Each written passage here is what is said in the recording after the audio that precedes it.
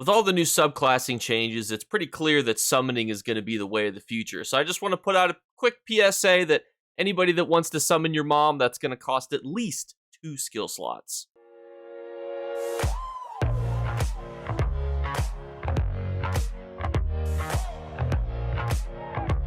What's going on, YouTube? It is the weekend. It's been an exhausting week. We're inside the Hollow City, inside of Cold Harbor, outside the plane of existence. Also, I'm sorry for using a different type of dad joke. I just saw something similar on the internet, and I was like, that's kind of funny. So we start off with Clockwork City items. We saw some of these last week. There's some pretty big hitters last week, and I will say, pretty decent options this week, too. 25K for a door that goes up and down. Pretty ideal, even though normally doors don't do that in the real world. And you've got some generic jars that have random bits and bobs in them. It's kind of like walking into your dad's garage, which, some people might want to replicate. I don't really understand what this is. It holds an illuminator, because it's an illuminator holder. Oh, here's the illuminator. Oh, so this thing holds that. This is what happens when you record these live. You're like, oh, these are how the pieces piece together here. So quite a few options, I will say. Items that do things, always more popular to resell in the future or to use for yourself. People like things that do things. So this is animated. This is animated, but it's not something that you activate. This is completely static, and for 100K, bit of a pricey item. A static item. This light, I think I've had a light similar to this, and it's not projecting a crazy amount of light, but for 14K, probably still a decent investment. Do you need the 2,000 gold holder to go with it? Probably a bit of an upsell, like when you go to buy something. That's really that. This is the loss leader. This is how they get you with the accessories at the end. If you want to throw some bits and bobs, these are pretty cool to throw on tables. But I think the key is going to be the door. Maybe not the doorway, because it's very specific, and most people don't live in circular holes. The square goes into the square hole, not the round hole. But this door you could definitely find utilization for. So pretty good luxury furnishing vendors. And I also apologize, these are not Dwarven Furnishers. These are Clockwork City's furnishers, so please don't kill me. And now we find ourselves at the traditional golden vendor. As always, check the website below if you need additional information on where to find these bad boys. But to the Northern High Rock Gate, if you're in the Daggerfall Alliance, I don't know why it threw my cursor all the way up there for a second. Sorry about that. But we were right here in the map. And we start with some interesting sets because, well, actually, this time we're starting with the actual monster sets on top because they put whatever's alphabetically on top. So, Arch Druid is a very unique set. First thing we're going to talk about, it gives 1-piece penetration. Now, a lot of people love some penetration, especially Mark and Ring builds, because they're building a lot of weird, like 3 to 5-piece set combos. There usually is an extra slot that they can weave in. Getting an extra, piece of penetration can be very valuable.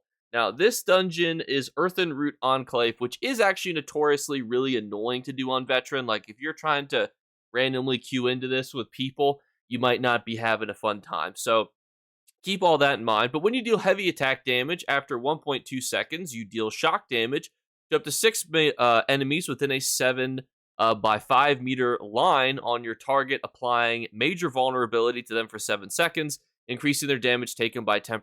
This is going to occur once every 15 seconds. So basically, it's a good way to deal a little bit of extra damage to enemies in a range and also apply major vulnerability. There are better ways to do that, more meta-relevant ways to do that, unfortunately. There are some DPS, there's going to be some trials where the DPS is going to want you to run something like this. I don't know why I'm saying it like the DPS is the trial leader. Ironically, usually it's the tank that is the trial leader. So maybe if you're a tank, maybe you're thinking, I don't want to have to run this dungeon. I'll just buy this in case there's some niche situations where we need to clear out some trash mobs. I have the set. Perfectly good reason to buy that. And then if you end up needing to use it on a Mark and Ring build, which are great for Nightblade builds, people love that for PvP, gives you just a little bit extra penetration. It's hard to rate this set because I don't know what its best utilization is. Mark and Ring's very popular. It's a very good one piece because it gives you good line of penetration. It is a support set. I don't know where I would throw it. I'm just going to give it a 9 out of 10. It's fantastic, but it's limited in its fantasticness. So I just want to make that clear. You can build this fantastically, but it's narrow in scope, what it's getting those high grades for. Next up is Magma Incarnate from the Dread Cellar. So this gives you 2 lines of recovery, both mag and stam. And then when you heal yourself or a group member with a single target heal ability, grant the lowest member of the group within 28 meters minor courage and minor resolve, increasing their weapon and spell damage and armor by 2974. Daedric energy will then bounce to nearby group enemies within 8 meters, up to 3 times, applying minor courage and minor resolve for 10 seconds. So this is, as you can tell, another support set. I will tell you, you're going to find significantly more people farming this dungeon, though. So if you're thinking to yourself, oh, I might buy it just so I don't have to farm the dungeon, perfectly fine. I understand. I've got tons of alliance points and, gold floating around between all my characters. Sometimes it's better not to have to go into a random group of people and try to type on your keyboard different mechanics and stuff. I totally get it. No shame in that. But this is easier. It's a great support set, but it's also a great support set for both PvP and PvE. Some people really like to shoehorn it into one or the other. It's actually really good for both. Not to say that it's the meta 10 out of 10 best set out there when it comes to, monster sets in PvP or support sets for PvP or PvE. That being said, though, it's a set that you want. Whether you want to buy it and hold on to it, or whether or not you just want to, farm the dungeon one day, totally up to you. It is a helmet. If I was to buy it, I would also get both of these, probably in either medium or heavy. This one because it's more PvP focused. And thankfully, when you're buying, using PvP sets like Wretched Vitality or other really popular sets, you can kind of pick and choose what's your light, medium, and heavy pieces. So usually some people just run 7 medium pieces. Some people like to still weave in, light and heavy. All that to say, medium or heavy, can't go wrong purchasing either of these two sets. Let's move on. But if you have more questions, feel free to ask in the comments below. Next up, a set from Ark's Cornium, which I have some straight PTSD from farming because I farmed those sets from there before the sticker book, and whew, bad times. But this is a set that comes from there and has some weird utilization. When you use an ultimate ability, you and your group members within 20 meters of you heal for 31 health and restore 25 magicka and stamina per ultimate spent. So this is a very unique set because it heals both you and your group members for 31 health and restore 25 magicka and stamina per ultimate spent. So people have been using this. This is a very divisive set. It's a very innocuous set where you're like, well, this surely can't be that offensive. Well, some people really hate this set. Some people love this set. Let's just quickly go through why that is. Firstly, let's talk about why this set's bad. This is a full 5P set to do this. You could just do that with half the skills that you do. If you want to give resources back to people, there are better ways to do it. However, in the day and age of the infinite combat bugs, you can have heroism as much as you want. So you can keep ulting, restoring resources to yourself, your group, giving a bit of a heal. And because you're getting those as heals and not like increasing your recoveries for your health, it's not affected by battle spirit as harshly. So overall, this set is perfectly fine. I would give it like a 7.5. I know it's very anticlimactic because some people love it, some people hate it. You could easily use this in a good, or great bowl group set. It's in between good and great in that 7.5 range. Should you farm it? Maybe. I wouldn't buy it, obviously. But it's not a bad set. And as people, get access to more ways to boost their, ultimates back, might not be bad to see how this set does in the future, but not super hopeful for it. Next up is another very old set. This one actually comes from the Gold Coast, so an overland set all the way back from many years ago, and it adds 400 weapon and spell damage to your abilities when you attack enemies from behind or on their sides. And here's the problem with a set like this is that oftentimes when you're attacking an enemy, they're going to be turning towards you because that's the natural way that they fight you. They're not going to like hurdle attacks, from behind themselves, like they're trying to throw something behind them. It's not really how people fight. So you have to think, how often are you going to be getting this 400 weapon and spell damage when you could just use something like Clever Alchemist, which yes, doesn't have 100% uptime, but when it's going to go off. Or even if you wanted to use sets that just give you flat bonuses, like some of the sets, like the ones that boost your weapon and spell damage done to your two-handed abilities, or you could even look at the ones that gives you straight up weapon and spell damage to your magicka-based abilities. If you're going to shoehorn yourself into, being very specific, the flanking set just really doesn't make the cut, unfortunately. I would still say that you could build a 7 out of 10 build with it. It's certainly not bad, but 400 weapon and spell damage is significant, and this actually used to be less, so this was buffed. People don't know that this set was actually received a buff. I think it was like 50 some odd weapon and spell damage increase. But even with the buff, it's still not going to really see that meta utilization. It's not going to be in a whole lot of fantastic builds. All that to say, though, it is still, an unnamed buff, obviously, so you could stack it with a whole bunch of other things, and you could make a 7 out of 10 build with it. Next up, we have the Green Pact set. Now, I'll give you guys a couple guesses here where this comes from. It's an Overland set from Gratwood. Now, this set's kind of finicky because it's while you have a food buff active, your max health is increased by 2,500 and your health recovery by 356. It gives you 2 lines of max health and 1 of health recovery. The problem is that back in the day, health builds for PvP used to be like really good, and health recovery wasn't so harshly nerfed by Battle Spirit, and sets like this used to have significantly more popularity. However, in today's day and age, it's one of those things where it's like, yeah, it's not bad, but until, there's more reasons to stack max health, because if you're trying to do a build like that, you're just going to use other sets to do it. You're probably even going to use a set like Plague Doctor over this, because the health recovery is pointless. You might as well just have max health. So because of that, you got to give it like a 6.5732.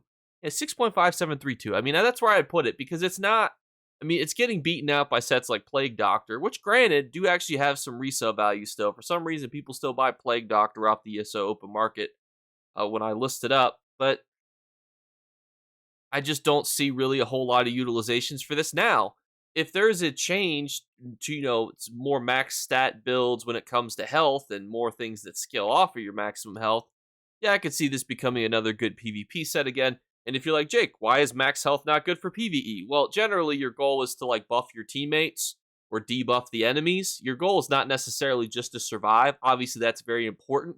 But the faster everything dies around you, the less that you actually have to live, and the faster you get through the dungeon. I know a lot of people really enjoy the socialization that comes from being in a dungeon, but generally, you want to try to get through it as fast as possible. So you becoming an unkillable tank with 100 bajillion health is actually not as helpful as it might seem on the surface. Next up from Wayrest Sewers, we have Tooth Row, which gives you Stam, crit chance, weapon and spell, 171, not a crazy amount, but you always have Major Savagery and Prophecy at all times. Woo! Now, the problem with a set like this is that you're going to run into a bit of a problem. The people who like to have static things on their 5-piece builds are usually running some sort of Oaken Soul shenanigans, heavy attack builds, mumbo jumbo. The problem is if you're running that mumbo jumbo, which is you can certainly do well in meta ways, you're going to have overlapping buffs. So there's really no purpose to do that. Now, there are some new mythics on the horizon that are not the Oaken Soul Ring, that also are heavy attack focused, but I don't see a set like this breaking into a meta like that. However, if you're already farming, a lot of players, like the first set that they farm seriously is Wayrest Sewers, right? And if you're farming Wayrest Sewers, and maybe you run like Slime Crawl because you're already farming it, the 2-piece of it, you don't have Oaken Soul yet because that's a whole, you run Antiquities and Mumbo Jumbo, and you're like, oh, I'm using the Master set, the Sergeant set, and then you want to run this, perfectly fine. It's like a 6 to 7 out of 10 build. They're perfectly serviceable, good sets that you could build with this. The problem is that in the best ways that you could utilize a set like this, you're tripping over yourself. Unless these new mythics, which potentially are going to be light and heavy attack focused, we'll talk about them later because, we are still on the round 1 of PTS, so I expect a ton of balance changes for the next one. So I don't want to get too into the weeds with that, but there are new mythics that are light and heavy attack focused and therefore could see something like this do well because now you can have 100% uptime on Major Savagery and Prophecy. Other problem with that, though, is that Major Savagery and Prophecy are actually not super hard to get. But all of that to say, if you're limited to the base game, you're already farming the Sergeant set, maybe you're going to farm the Oaken Soul in the future, and you got Slime Crawl, it's a perfectly good set to get started with. I mean, you'll deal some good damage, you'll be able to get through pretty much all solo content, even like normal and veteran runs in Maelstrom. Bait Strand might be difficult, but I think if you are in the right class, you can get it done relatively easily too. So everyone, just to give a super quick recap, the Archdruid guys in medium or heavy could be a decent pickup for you, as is Magma and Incarnate. They are fantastic support sets. Everything else, easily skippable. Whether or not you want to get the Clockwork City doors is up to you, but I do think it's a good investment, as well as if you want to, get the other pieces, the lights and everything else too, could be a decent item. And let me know if you like these little conclusionary pieces, kind of tie in together what we talked about. So let me know what you guys think in the comments below, because that's our first of 3 giveaway drawings. All you need to do to enter is leave a comment and like on the video. Tell me, do you like those conclusions? Second thing is just make sure you subscribe. I'm checking here. We are 429 subscribers away. I don't know why there was balloons that just popped up out of my camera there. I don't know. Some word triggered that. But 429 subscribers away from 30K. And also the third thing we do for our giveaway drawings is a hidden word is flashed up on the screen. If you're the first person to find and comment that word, you will win. Have a fantastic Friday. Thankfully, the week is over, and I'll catch you later. Bye, guys. You better remember to like and subscribe to Jakeclips. Or you should. I might have to pluck your eyes if you don't. Or, better yet, I'll skip rope with your entrails. Do it now. Subscribe. Ta-ta. Off with you.